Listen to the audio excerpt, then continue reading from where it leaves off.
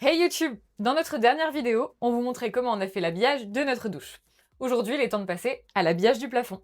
Comme on avait en tête une idée très précise de ce qu'on voulait, je vous cache pas que ça nous a pris pas mal de temps. Dans cette vidéo, on va tout vous montrer, de la découpe de la première planche à la mise en lumière. Allez, c'est parti!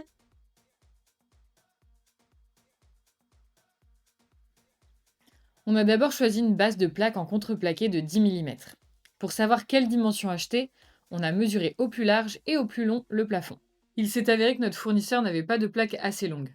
Chiant, mais on s'est débrouillé. On en a profité pour prendre toutes les cotes et ainsi faire un plan du plafond en y intégrant les mesures de la douche, du lanterneau et l'emplacement des différents renforts. Pour ça, c'est au choix. Soit vous notez sur une feuille, soit comme Romain, sur une chute de plaque en bois. Après avoir ramené la plaque à la maison, on a commencé par tracer dessus l'emplacement des renforts et l'espace de la douche à l'aide de notre plan. On a découpé l'emplacement de la douche avec la scie circulaire et découpé les décrochés où se situent les renforts sur les côtés de la plaque. Vient alors la découpe du lanterneau. On va découper dans notre plaque le même trou que l'on a fait dans la carrosserie. Pour bien centrer ce trou, on marque le milieu de la planche et on sait qu'on doit avoir comme distance de chaque côté la moitié du lanterneau.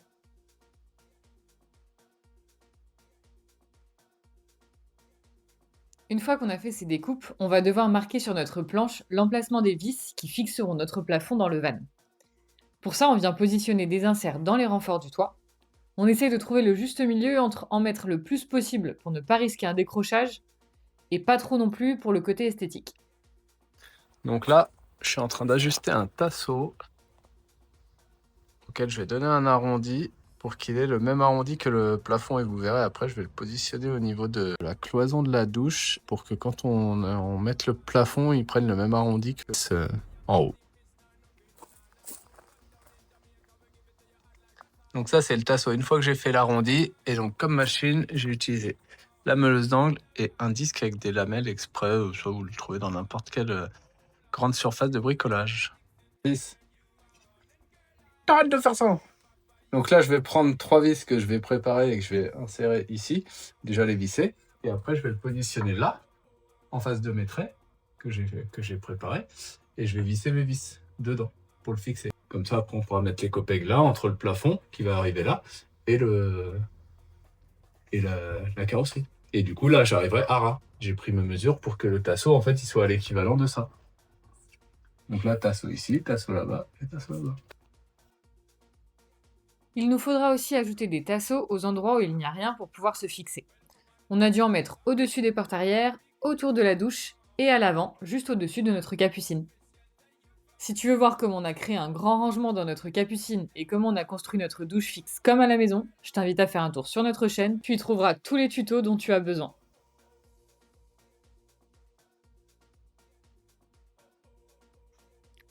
Pour avoir aussi la bonne épaisseur autour de notre lanterneau, on a dû ajouter des tasseaux.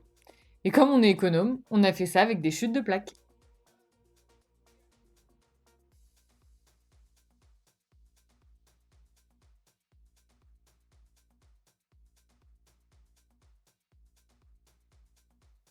Une fois qu'on a eu fini de faire tous nos points de fixation, on s'est fait un plan de où ils sont situés, pour ensuite percer les trous correspondants dans notre plaque de contreplaqué. Pour faire ça bien, on perce en dessous de la plaque, on la retourne et tadam! Elle devient blanche! Non, je déconne. Entre-temps, on a pris le temps de la poncer, de faire une sous-couche et une couche de blanc. On continue dans la préparation de notre plafond. Donc, comme on avait une planche qui fait 3,10 m de long et que nous, on avait besoin de 3,27 m, on a fait un rajout au bout que j'ai vissé dans l'emplacement où il y aura les tasseaux d'habillage dessus. Donc, les vis seront pas apparentes. Mais dans tous les cas, il va falloir qu'on enlève les interstices qu'il peut y avoir un peu par utiliser du mastic. Pour ça, j'ai pris du mastic du Sainto matériau. Là, le matériau, ce qui est bien, c'est qu'il est déjà blanc, donc ça va être plus simple à recouvrir et surtout, il est souple.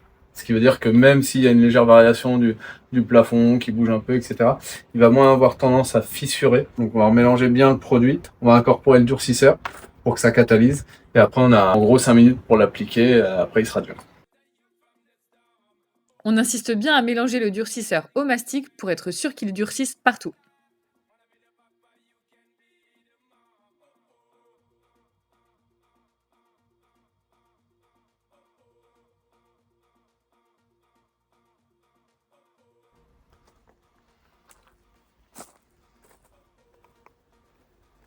Donc là, si on regarde, on a plein de petits trous dans le mastic et puis les emplacements des vis où il y a des surépaisseurs. Donc ça, on va venir mettre un coup de ponçage pour enlever tout ce qui est surépaisseur.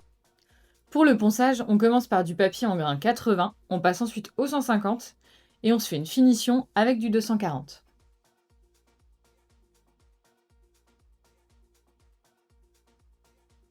Et voilà le résultat après la deuxième passe. Là, on se rend compte que on a quelque chose qui est très très lisse, sans imperfection. Et après, une fois qu'on va mettre la couche de peinture, vous allez vous rendre compte que ça va ressembler exactement à la même chose que ce qu'il y a à côté de la peinture. Et voilà le rendu final. Donc là, on a passé 2 couches de sous-couche. Ensuite, on a passé 2 couches de peinture de finition. Et là, comme vous pouvez le voir, il n'y a pas de trace du raccord. Une fois ça fait, on se chauffe les bras pour un premier test de pose. Ça va permettre de contrôler que les fixations sont assez nombreuses et de voir s'il y a quelques endroits à raboter par-ci par-là. On en profite aussi pour placer le cadre intérieur du lanterneau et tracer son emplacement sur le plafond. Ce sera utile quand on voudra calpiner et installer nos LED.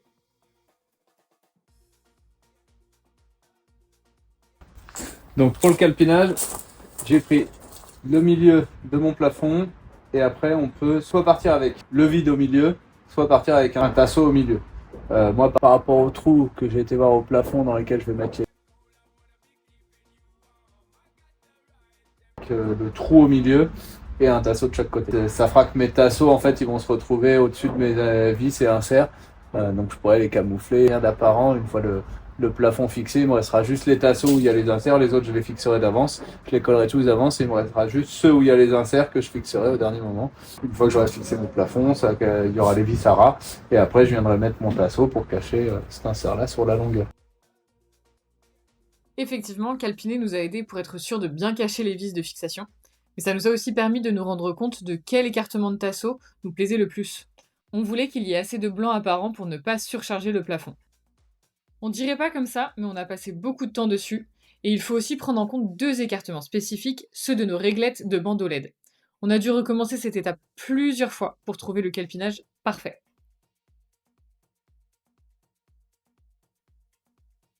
Autre truc qui nous a fait perdre pas mal de temps, trouver les fameux tasseaux. Il fallait que leurs dimensions correspondent à notre calpinage et qu'ils soient assez longs. Ça a été toute une histoire, mais je vous invite à nous suivre sur Insta pour comprendre la galère. Finalement, on a trouvé ce qu'on cherchait, on les a protégés, et on a pu commencer à les fixer. Ceux qui ne cachent pas de vis ont pu être fixés à plat, c'est beaucoup plus simple. On les a collés et vissés par en dessous. Ouais, si vous n'avez pas encore compris, on essaie de faire en sorte qu'aucune vis ne soit apparente. Pour nous aider dans l'affaire, on a acheté chez Leroy des barres qui nous font comme un gabarit entre les tasseaux et qui nous permettent de garder la bonne distance à chaque fois. On a aussi ces mini serre-joints tout mignons et bien pratiques de chez Lidl.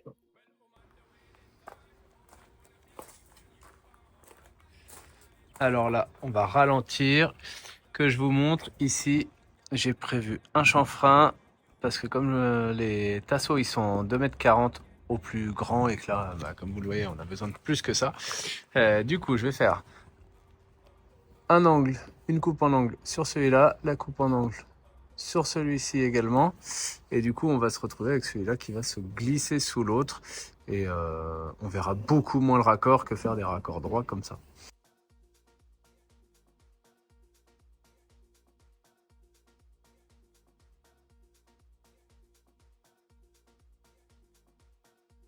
Pour la découpe des tasseaux autour du lanterneau, on vous conseille de positionner le cadre sur vos tasseaux préposés. Ensuite, vous n'avez plus qu'à venir y dessiner la forme du cadre et à découper. Bon, ça c'est si comme nous vous êtes hyper maniaque, sinon une coupe au droit, ça le fait aussi. Et comme vous pouvez le voir ici, on a pris une marge d'1 cm autour du cadre. Voilà le résultat une fois les tasseaux fixes collés et les autres préposés. Il était temps de s'attaquer à la lumière. Le but était de faire démarrer les bandeaux LED ici et de les faire continuer après le lanterneau. Bah ça aussi, ça demande un peu de boulot. On a commencé par préparer les profilets qui allaient accueillir nos bandeaux LED. On a coupé nos 4 dimensions nécessaires, à savoir les 2 longs à l'avant du lanterneau et les 2 plus petits à l'arrière. Alors, pour la pose du premier morceau du bandeau LED, j'ai fait un trou avec un forêt à étage. J'ai préparé mon trou pour la fixation du petit rail. Dans le rail, c'est pareil. J'ai fait mon trou pour le passage des fils. J'ai fait un trou qui est chanfreiné. Hop, voilà, vous voyez, il est chanfreiné. Ça va me permettre de mettre la vis dedans et qu'elle déborde pas du rail pour que je puisse derrière coller mon bandeau LED sans surépaisseur. Hop, c'est parti.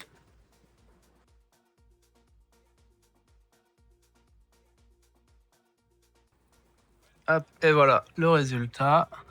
On a le bandeau LED qui est posé. On voit bien qu'il est bien à plat et on a dessous, hop, notre petite prise qui débarre. Qui déborde, pardon. Hop, et voilà. Après, on n'a plus qu'à mettre le cache de protection dessus. Donc celui-ci, je pouvais le fixer avant puisque il va pas me gêner pour mettre mon plafond dans le van pour le fixer. Par contre, les autres, comme j'ai en dessous une vis de fixation qui se trouve au bout là-bas, on la voit un tout petit peu hop, ici.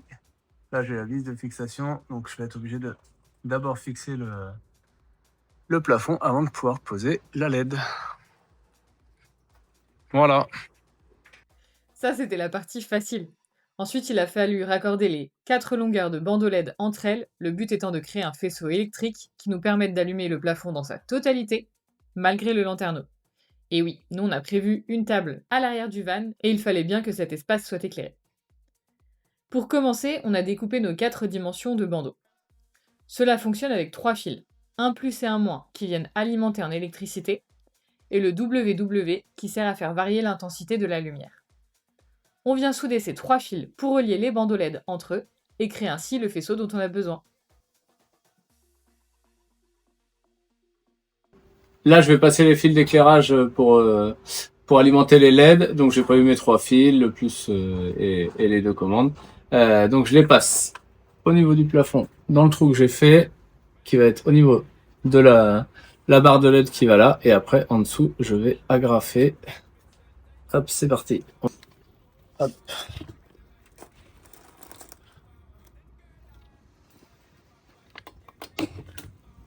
Hop, impeccable.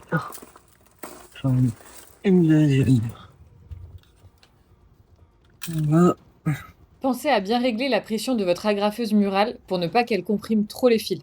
Veillez aussi que ces derniers soient à plat à côté des uns des autres. Voilà. Et ça va sortir sur le côté. J'aurai un petit troisième dans l'alignement. Hop.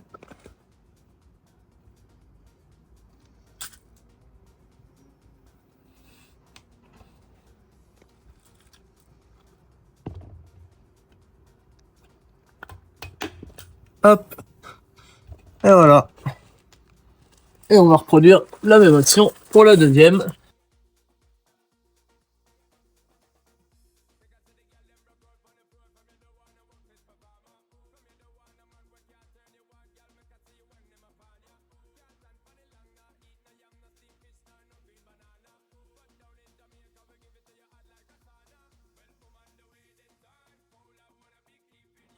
Donc au niveau des réglettes de LED, nous ce qu'on a pris c'est les réglettes en 2 mètres. L'inconvénient c'est que le bout est rond. Donc pour mettre sur les plafonds de vanne, c'est pas forcément idéal vu que nous on va de bord à bord. Donc ce que j'ai fait c'est que je l'ai coupé avec la disqueuse juste le bout de plastique qui dépasse et après j'ai mis un petit coup au cutter pour affiner la finition et on va vous montrer ce que ça donne.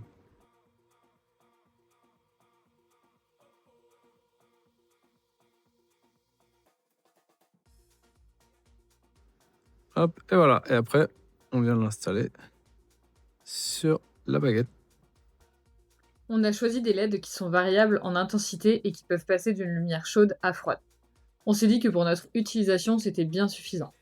Le tout est géré depuis notre iPhone. Du coup, le Tadlact, c'est très beau, c'est très stylé, mais j'en ai un peu foutu partout. Ici.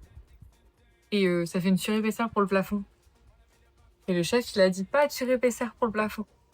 Donc je vais venir poncer tout ça. Pendant que Romain, il va venir découper les plaques des Copeg pour le plafond. Eh oui. Comme d'habitude pour les Copeg, prenez bien vos dimensions pour être sûr que la matière entre parfaitement dans son emplacement. Et surtout, utilisez une bonne lame de qualité, car c'est assez difficile à découper. On n'a pas eu besoin de fixer les Copeg, celui-ci venait s'accrocher tout seul au liège. Les copegs étant OK, il était temps pour nous de venir fixer définitivement le plafond. Là, au droit. Là.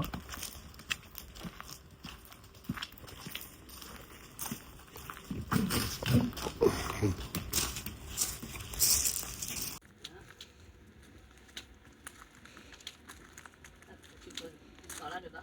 Voilà, encore plus derrière. Non, encore plus vers ta gauche. Voilà. On peut se tourner. Et là, je reprends là. Ouais, mais là, faut que tu le recules. Vers moi. Ouais, faut qu'il recule par là-bas. Que je frotte pas le bas. Mais faut qu'il recule jusqu'au bout et que toi, tu sois à l'intérieur, maintenant. Ok. Non, là. Ouais. Là, voilà. Voilà. Et là, après, on va pouvoir le lever. Sachant que c'est ce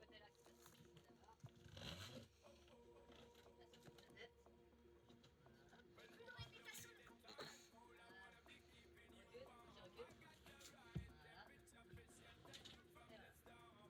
J'arrive pas à le pousser plus Bah dans. oui, je vois ça, mais je pense que c'est les copegs.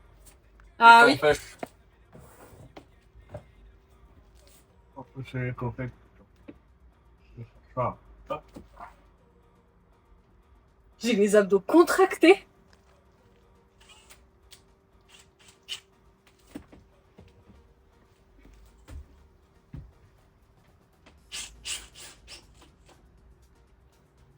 Une fois le plafond dans sa position, on vient le visser aux inserts installés dans les renforts et au tasseau de fixation qu'on a ajouté.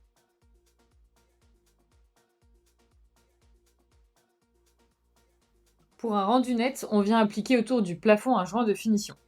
Ça évitera aussi que des petits insectes viennent s'y installer.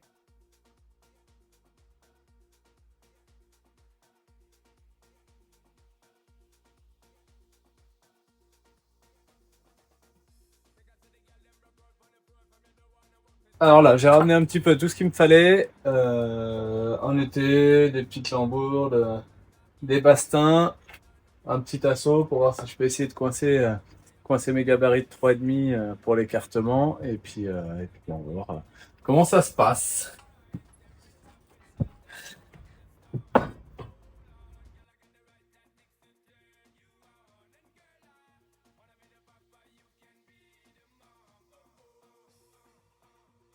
Donc maintenant qu'on a installé les gabarits, on va mettre de la colle sur le tasseau. On va fixer notre tasseau. Et puis on va mettre un ou deux étais pour tenir le tasseau en position le temps que la colle est sèche.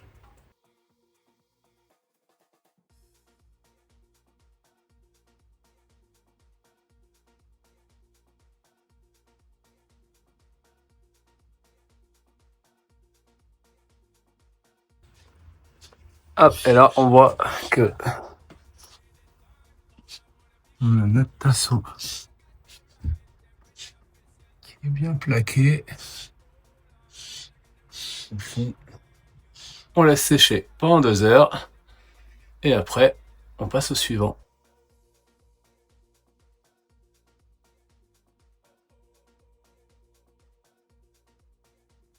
Donc là, j'ai fait un petit coup de rangement, j'ai enlevé les étais, on a fini l'installation des premiers tasseaux pour l'instant. Donc ça donne ça. Et là, il faut que je commence à installer les meubles côté gauche et côté droit, les meubles hauts.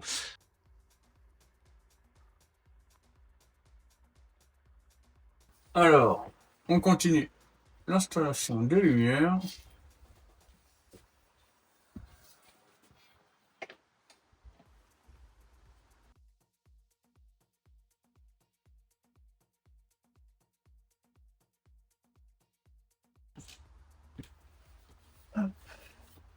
Et voilà.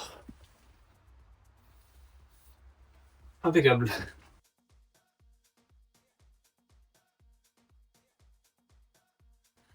Putain, on fait de la pub pour Bosch, nous, hein. Pourquoi?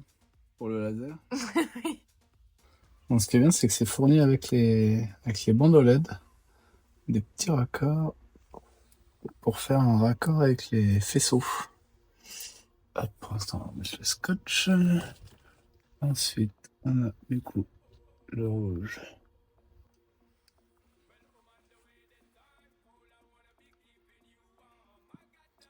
Hop.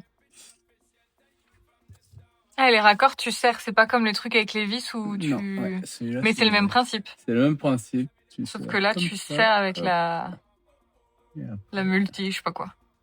la multiprise. Non, ça c'est pour mettre des prises dedans. Non, c'est une pince multiprise. Hop, voilà. Donc là, j'ai rabouté avec des longueurs de fil, avec des diamètres de fil qui correspondent à ces petites cosses-là. C'est comme ceux qui les fournissent. Ça va qu'avec des toutes petites diamètres de fil. Hop, et voilà. Là, c'est serti ensemble. Maintenant, on monte tout ça au plafond. Et ensuite, on enlève le liage. Et on va positionner ça comme ça. Hop, pour le mettre droit, je mets un doigt de chaque côté. Et on appuie sur la réglette de chaque côté. Et puis qui vient pincer le tube jaune. Et ça fait quelque chose qui est assez droit.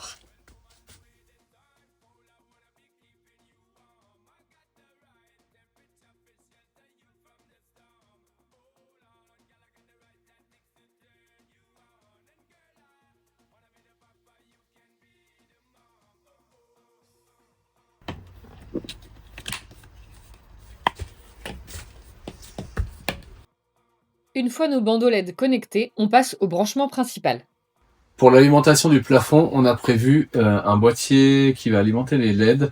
Et ce boîtier-là, il va falloir qu'on le laisse accessible parce que déjà, il a un petit bouton pour les réglages. Et en plus, si jamais il lâche, faut pas qu'on l'ait mis dans une cloison qui sera pas démontable et sur lequel on ne pourra pas intervenir. On va faire passer les alimentations par un petit trou et on va le positionner ici, ce qui nous permettra de le laisser accessible en permanence au fond du meuble. Donc là, on va raccorder les fils des deux bandeaux LED, l'alimentation, tout rassembler et que ça arrive au niveau du petit meuble. Là, on vient rassembler les deux faisceaux qui sortent du plafond ensemble pour envoyer un seul jeu de fil vers le boîtier. Hop, donc celui-là, on va le coupler avec celui-ci.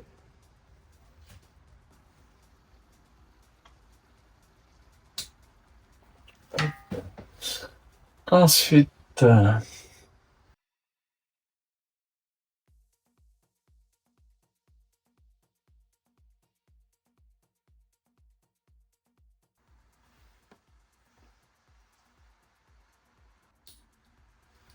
hop.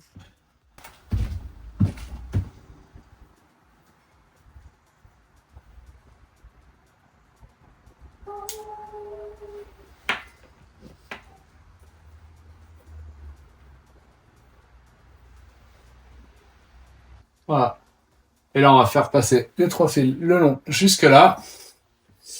Et on va avoir la même chose avec l'alimentation. Donc, on se retrouve après avoir installé notre panneau de commande et nos meubles haut. Donc là, on a installé le boîtier additionnel, des lumières. Donc les trois fils qu'on a raccordés dessus, le plus, le moins et la commande, qu'on voit ici. Et après, on a l'alimentation qui arrive de l'interrupteur avec le plus et le moins qui viennent alimenter le boîtier. Et ça repart donc sur nos deux bandeaux LED. Pour la lumière du plafond, on a notre masse qui est repris pour aller jusqu'au ras de notre plafond. Et après, on a l'alimentation en électricité. Donc on a le fil ici qui est celui qui arrive du porte-fusible. Et on a celui ici qui est celui qui arrive au plafond à côté de notre fil noir. Et du coup, quand on bascule l'interrupteur, on vient faire le contact entre ce fil-là et ce fil-là. Et du coup, si on allume, hop, hop. Donc là, voilà, on a notre interrupteur qui va gérer la lumière du plafond. Et là, on a un deuxième fil. C'est celui qu'on va faire amener à notre panneau de commande pour l'alimentation de notre lumière de porte latérale. Et après, là, c'est notre deuxième interrupteur pour la douche, monté avec le même principe.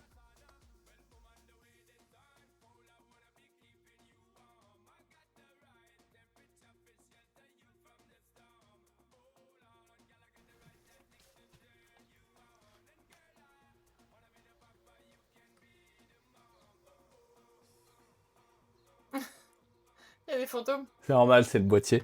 Le temps qui s'actualise. Et voilà. Cette vidéo sur notre plafond est maintenant terminée. Comme vous pouvez l'apercevoir, on a bien avancé sur notre aménagement et on a encore plein de choses à vous montrer. Pour être sûr de ne rien louper de tout ça, n'oubliez pas de nous suivre sur YouTube, Instagram et Facebook. Bisous!